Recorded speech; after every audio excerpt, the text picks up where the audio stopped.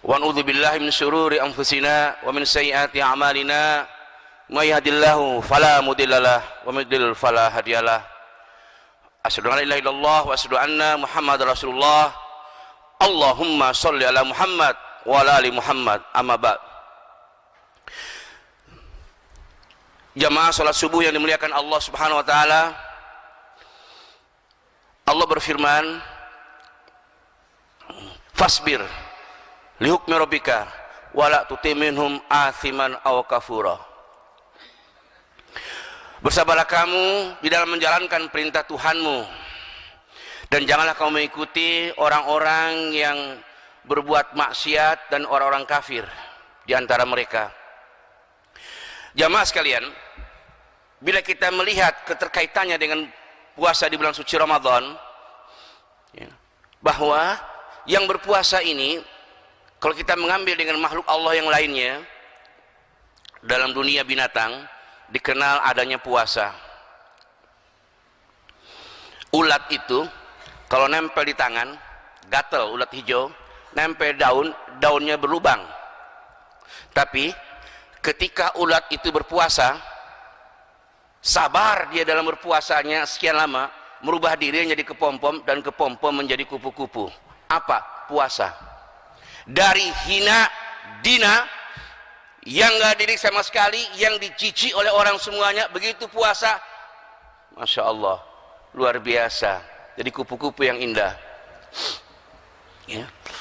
Dalam dunia yang lainnya, binatang masih ayam, ada saatnya ayam betina, jamaah sekalian, dia mengeram telurnya, induknya 21 hari. Dia tidak cari makan, dia duduk di atas telurnya, duduk. Ya. Kemudian, maaf, tanda kutip, dia itikaf, duduk. Subhanallah, Masya Allah, jamaah sekalian. Dan yang menarik, dia pun juga zikir. Tak tak tak tak tak tak tak tak tak tak. Karena kita yakini semua makhluk Allah itu pun juga bertasbih kepada Tuhannya. Alam tara annallaha yusabbihu lahu man fis samawati wa man fil ard wa tayrin saffatin kullun qad alima salatahu wa tasbihahu. Apakah kamu tidak memperhatikan bahwa semua makhluk Allah di langit di bumi bertasbih kepada Allah Subhanahu wa taala? Wa tayrin saffatin, termasuk burung ketika mengembangkan sayapnya. Kullun qad alima salatahu wa tasbihahu. Masing-masing tahu cara tasbihnya, tahu cara salatnya. Itu makhluk. Maka ayam pun juga sabar di dalam dia menjalankan perintah Tuhannya, sabar di dalam mengembangkan alam semestanya, dia sabar sampai lahirlah, netaslah telur ayam itu. Kalau ayam tidak berpuasa, jamaah sekalian, kita tidak akan pernah makan ayam kampung, tidak akan pernah. Gara-gara dia puasa kita makan. Jamaah sekalian, mari kita lihat kesabaran lagi. Dalam dunia tumbuhan, jamaah, tumbuhan itu dia berfotosintesis lewat daunnya. Di bawahnya daun ada stomata, dia bernafas di situ. Dan daun itu juga ada tempat cadangan dia untuk menyimpan makanan. Jamaah sekalian, ada saatnya petani anggur itu menggunting habis daun anggur, digunting habis, tinggallah ranting dan dahannya. Subhanallah, Masya Allah. Setelah sekian lama, kering kerontang, kena matahari, kena panas, kering, mati, seolah dipandang mati. Sekian lama yang tumbuh itu bukan daun anggur, buah anggur yang kita nikmati. Kalau tidak ada anggur yang berpuasa, kita tidak akan pernah makan buah anggur. Jamaah sekalian, mengapa manusia tidak ada perubahan selama ini ketika dia berpuasa? Ini jamaah sekalian yang perlu untuk kita pertanyakan. Rasulullah Muhammad SAW, ada dua kegembiraan pada orang yang berpuasa. Pertama, ketika berbuka, dia gembira dengan bukaannya. Kedua, ketika jumpa Allah, dia gembira dengan puasanya. Ini mungkin yang perlu kita renungkan kesempatan kali ini, jamaah sekalian. Ya. Coba lihat, ya, ketika jamaah sekalian, perintah puasa ini, ya, dibalik oleh Allah Subhanahu Wa Taala. Ya. Bagaimana tubuh itu dihancurkan? Saatnya mau makan, jangan makan. Saatnya minum, jangan minum. Puasa. Saatnya mau marah, jangan marah. Kenapa? Lagi puasa, katakan saya sedang puasa. Dihancurkan keinginannya, jasadnya. Ketika saat nyenyak-nyenyaknya tidur, saat ngantuk-ngantuknya bangun, makan, sahur. Di situ ada rahmat. Jadi kalau makan sahur jam 1 itu bukan makan sahur sebenarnya, itu makan malam. Makan sahur itu menjelang imsak. Ya, imsak itulah saatnya kita makan, di antara waktu-waktu itu mepetnya. Makan malam jam 2 itu bukan sahur, makan malam. Rahmat itu turunnya menjelang imsak, menjelang subuh. Jamaah sekalian, ya. Kenapa? Karena kita hari ini masih berpatokan kepada jasad.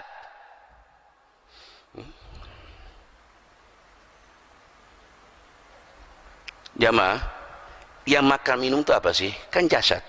Jangan marah, jangan dengki, jangan iri, jangan hasad. Itu kan bicara jiwanya.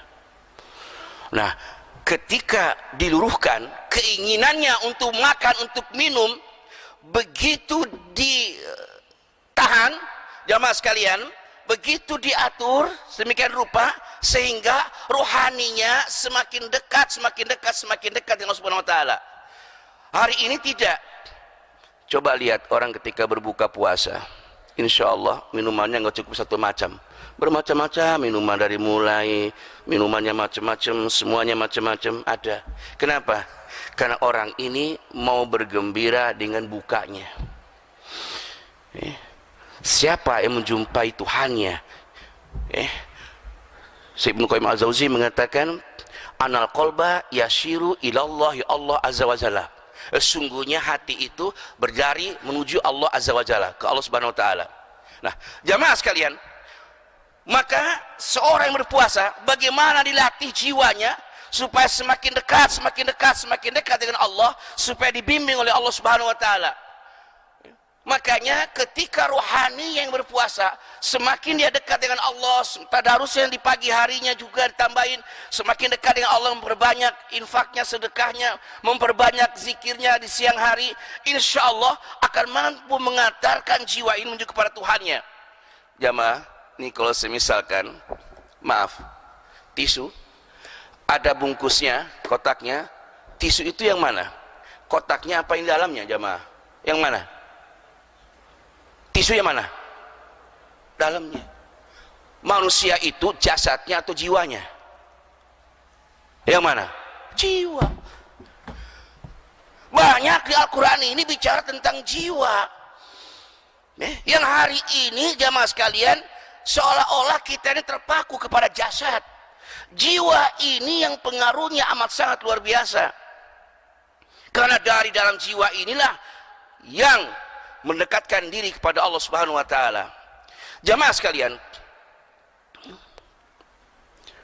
Syekh Imam Al-Ghazali mengatakan ada 3 sabar itu: sabar ala taat, sabar ala maksiat, sabar ala musibah.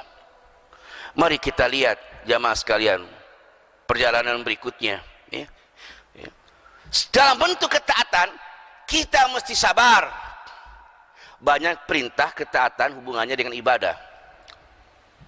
Wa'mur ahlaka bis sholati wastabir 'alaiha la nas'aluka rizqan wa nahnu narzuquk wal 'aqibatu littaqwa. Perintahkanlah kepada keluargamu untuk sholat, wastabir 'alaiha, perintahkan mereka sabar dalam sholatnya. Suruh sabar dalam sholatnya. Saya nggak mengerti jamaah sekalian. Lihat hari ini tarawih di mana-mana. Terjadi penzaliman, seolah-olah kalau tarawih itu mesti cepat aja. Coba lihat kalau imam di mana, di masjid-masjid yang lainnya, sholat isyanya tumakninah. Begitu tarawih, insya Allah apa? Cepatnya luar biasa balapan. Seolah-olah tarawih itu harus cepat. Zalim. Maaf jamaah sekalian, la nas'aluka rizqan, aku nggak minta rezeki kamu, kata Allah. Perintahkan keluargamu untuk sholat, wastabir alaiha, perintahkan mereka sabar ya dalam sholatnya.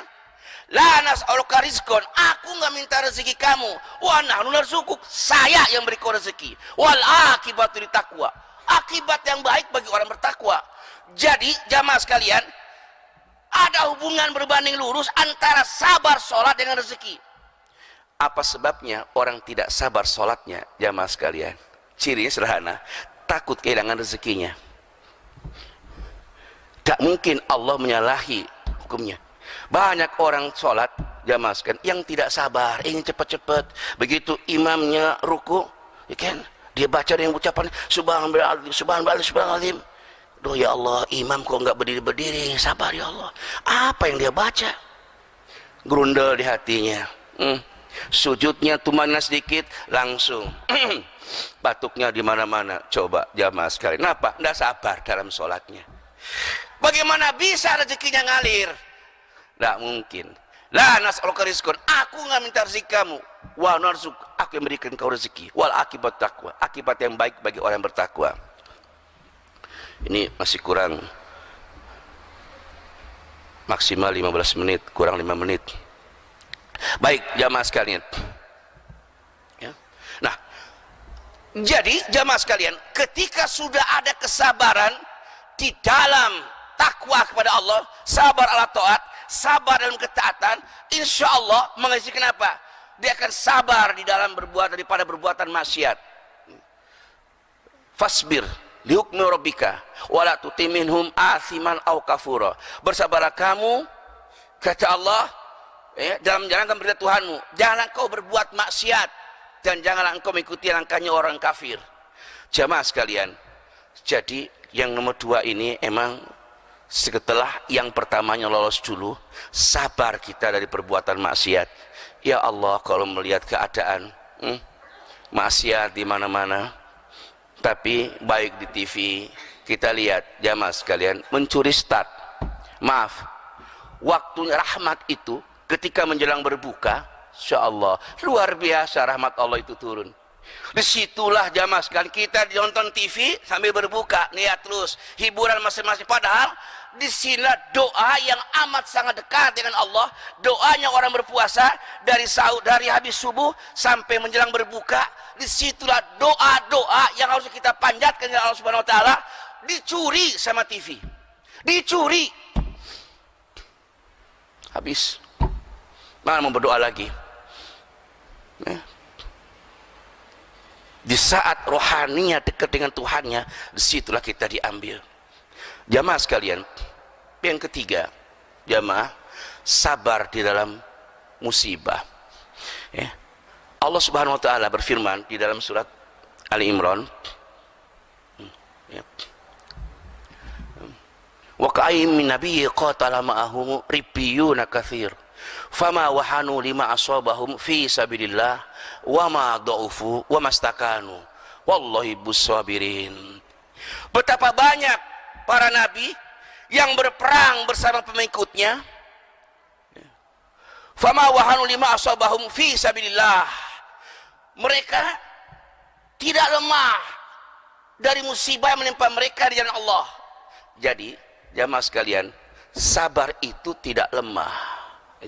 Kemudian wa ma dhaufu wa mastakanu, tidak lemah, tidak lesu, tidak menyerah.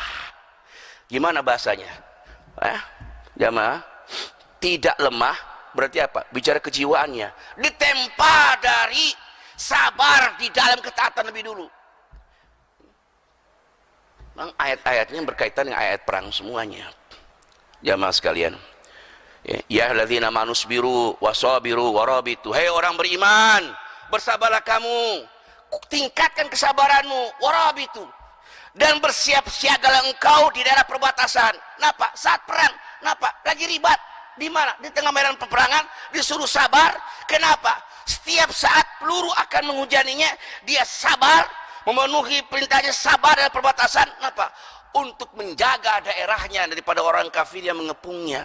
Jadi kenapa? Siap atas musibah, mati. Gimana jamaah sekalian? Sementara hari ini, mohon maaf ya, saya bicara tadi sabar ini, subuh tadi saya datang, ya Allah masih ada kesempatan, haus saya mau minum, putar sini sampai di Teluk Nibung, ada Alfamart atau salah, saya di pasar Teluk Nibung, mampir sebentar minum, tak keluar, pas keluar langsung ban bocor, tak bocor. Ya Allah, ini mau menyampaikan kesabaran, disuruh sabar beneran nih. Akhirnya mobil saya parkir di dekatnya BCA atau sebelah sana sedikit, parkir. Ya Allah, betul-betul ya emang harus sabar. Ma asoba min musibatin illa biiznillah wa min billahi yahdi qalbah. Tidak ada suatu musibah pun menimpa engkau kecuali atas izin Allah. Wa min billahi, barang siapa yang beriman yahdi qalbah, atas musibah itu yahdi qalbah, Allah akan memberikan petunjuk kepada hatinya.